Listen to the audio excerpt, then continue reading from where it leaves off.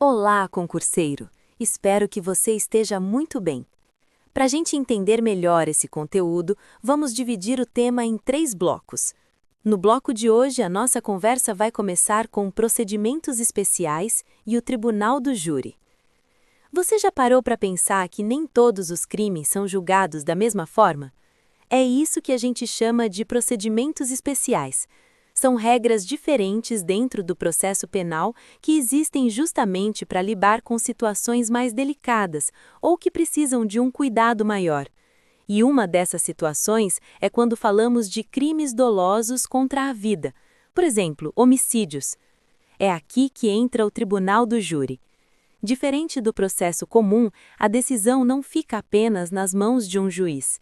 Imagine só, o próprio grupo de cidadãos, pessoas comuns como você e eu, vão decidir se o acusado é culpado ou inocente. O juiz organiza o processo, cuida das provas, das testemunhas, mas quem diz a última palavra sobre a culpa é a comunidade.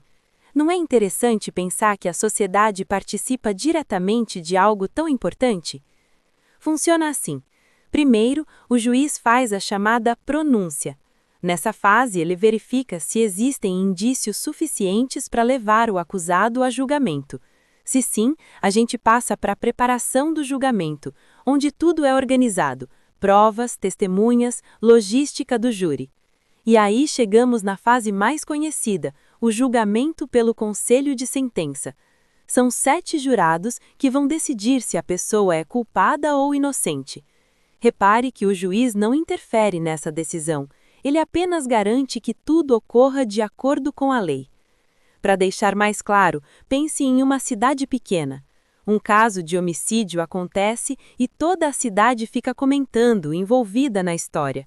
O Tribunal do Júri permite que a própria comunidade tenha voz nesse julgamento, trazendo não só a lei, mas também a percepção social de justiça para a decisão. Esse é um bom exemplo de como os procedimentos especiais funcionam. Eles não são só regras técnicas, mas também envolvem valores, ética e participação da sociedade. No próximo bloco, vamos seguir adiante e conversar sobre crimes funcionais, crimes contra a honra e a lei de drogas, mostrando como cada um desses temas tem suas particularidades dentro do processo penal. Agora que você já entendeu o que são os procedimentos especiais e como funciona o Tribunal do Júri, vamos seguir em frente, passo a passo, para outros procedimentos que aparecem bastante nas provas.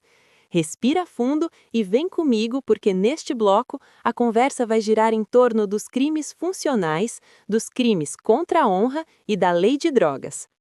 Começando pelos crimes funcionais. Esses crimes envolvem o funcionário público e surgem quando ele pratica uma infração no exercício da função ou justamente por causa dela.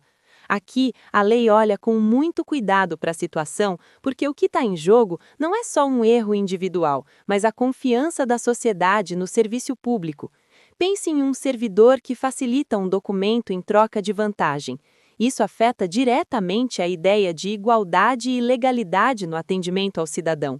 Por isso, o procedimento é diferente.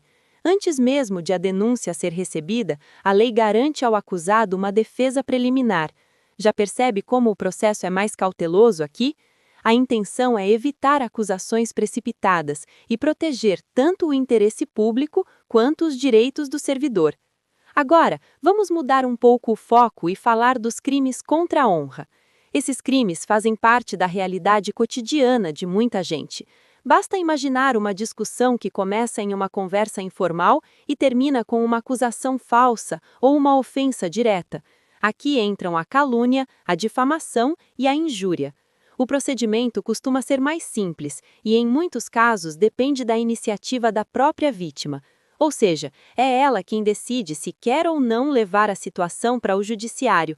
Isso mostra como o direito processual penal também respeita a vontade da pessoa ofendida e busca resolver conflitos que muitas vezes surgem em relações pessoais, familiares ou profissionais.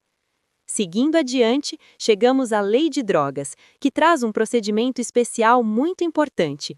A legislação faz uma distinção clara entre quem faz uso de droga e quem pratica o tráfico. E essa diferença aparece não só na pena, mas também na forma como o processo acontece. Para o usuário, a lei prioriza medidas educativas, orientação e acompanhamento, evitando o encarceramento. Já no tráfico, o tratamento é bem mais rígido. Pense em duas situações simples. Uma pessoa abordada com pequena quantidade de droga para consumo próprio. Outra, utilizando um imóvel para vender droga todos os dias. A resposta do Estado será completamente diferente, inclusive no procedimento adotado. Perceba como esses procedimentos especiais não existem por acaso. Eles servem para adaptar o processo penal à realidade de cada tipo de crime, buscando equilíbrio entre punição, prevenção e garantia de direitos.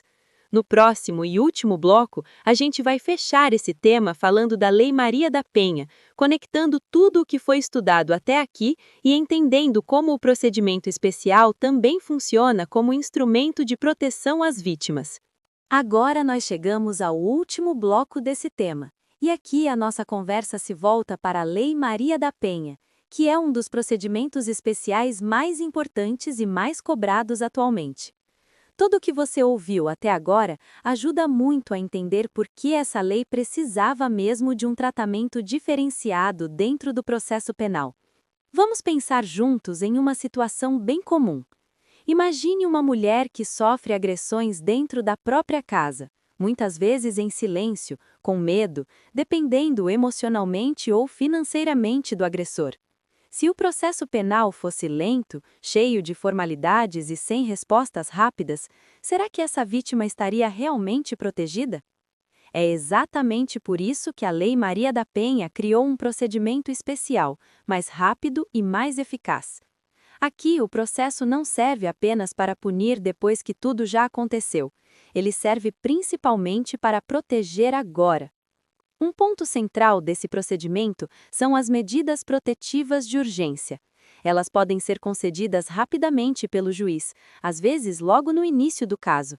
Isso pode significar o afastamento do agressor do lar, a proibição de contato com a vítima e outras restrições. Perceba a lógica. Primeiro vem a proteção, depois o restante do processo segue seu curso. Faz sentido, não faz? Outro aspecto muito importante é que, nesses casos, a lei não permite a aplicação de mecanismos mais brandos do processo penal. Não se fala em transação penal ou suspensão condicional do processo quando há violência doméstica contra a mulher. A mensagem da lei é clara. Esse tipo de violência não pode ser tratado como algo simples ou de menor importância. É uma resposta firme do Estado diante de uma realidade social grave. Além disso, o procedimento da Lei Maria da Penha busca uma atuação integrada. O Judiciário não atua sozinho. Ministério Público, Defensoria Pública e a Rede de Proteção Social trabalham juntos. Pense em uma vítima que, além da agressão física, precisa de apoio psicológico, orientação jurídica e até ajuda para reorganizar a própria vida. O processo precisa enxergar essa pessoa como alguém real, inserida em um contexto social, e não apenas como um número em um processo. Com isso, a gente fecha o estudo dos procedimentos especiais, passando pelo Tribunal do Júri, pelos crimes funcionais, pelos crimes contra a honra, pela Lei de Drogas e agora pela Lei Maria da Penha. Observe como todos esses procedimentos têm algo em comum. Eles existem para adaptar o processo penal à complexidade da vida real, garantindo justiça, proteção e efetividade da lei. Aqui terminamos mais um bloco. Até o próximo. Se gostou, inscreva-se, curta o vídeo e ative o sininho.